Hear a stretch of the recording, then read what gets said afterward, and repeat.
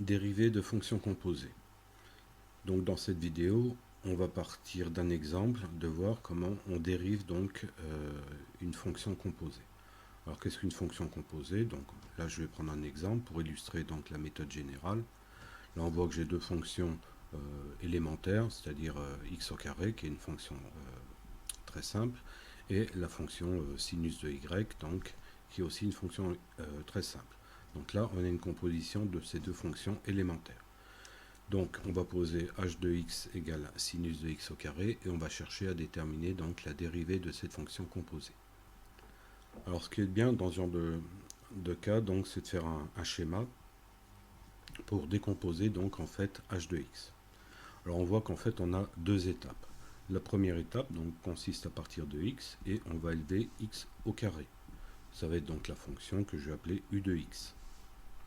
Ce x au carré, donc je vais l'appeler y, et je vais utiliser une deuxième fonction qui sera v de y, donc qui à y va faire correspondre sinus de y. D'accord? Et donc sinus de y, je vais l'appeler z. On voit qu'en fait j'ai trois variables, donc x, j'aurai y et j'aurai z. Je peux passer directement de x à z, justement par h de x, c'est la fonction qui m'intéresse. Donc en disant que h de x est tout simplement égal à az. Donc maintenant je vais m'intéresser aux dérivées. C'est pour ça que j'ai tracé un grand trait pour bien séparer donc les fonctions et leurs dérivées. On a commencé par parler de la fonction u, qui à x va faire correspondre y qui sera égal à x au carré. Donc la dérivée u' de x sera, je vous le rappelle, en notation de Leibniz, donc dy sur dx. Pour v de y, pardon, à y fait correspondre donc z. Donc la dérivée v' de y sera dz sur dy. Ensuite pour la dérivée de h de x, donc h' de x serait égal à dz divisé par dx. Donc c'est là que va intervenir la petite astuce qui consiste en fait à décomposer dz sur dx. On cherche à faire apparaître le dy, c'est-à-dire donc la partie intermédiaire, si on peut dire. Donc h' de x, je décomposais dz sur dx en dz divisé par dy multiplié par dy sur dx.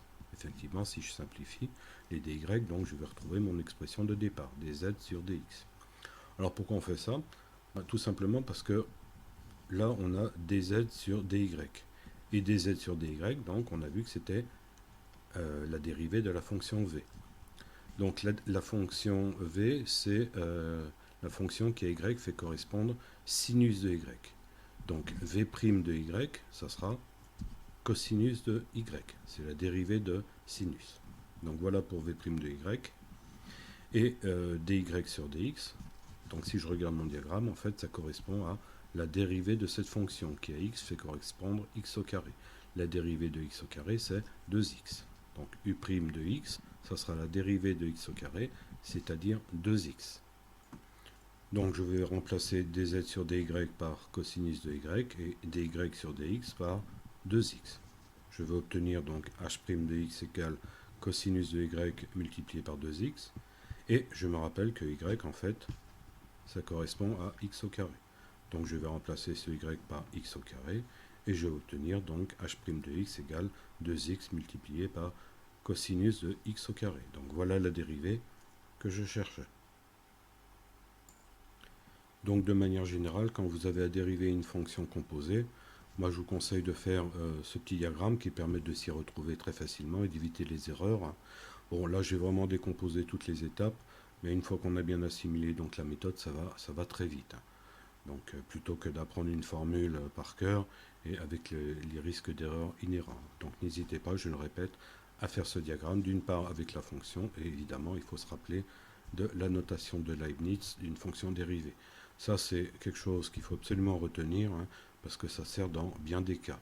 Donc retenez bien cette notation de Leibniz de la dérivée.